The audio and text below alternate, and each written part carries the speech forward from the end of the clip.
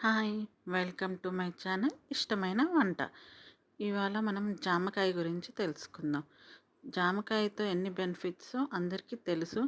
Compulsory జామకాయని మాత్రం రోజు తినండి.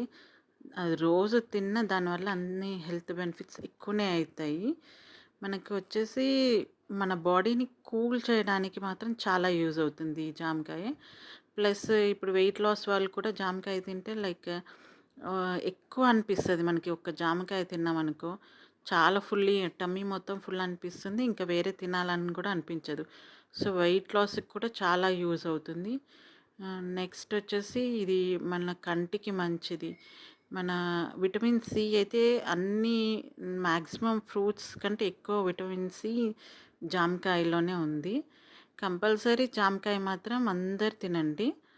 Thank you. Please subscribe.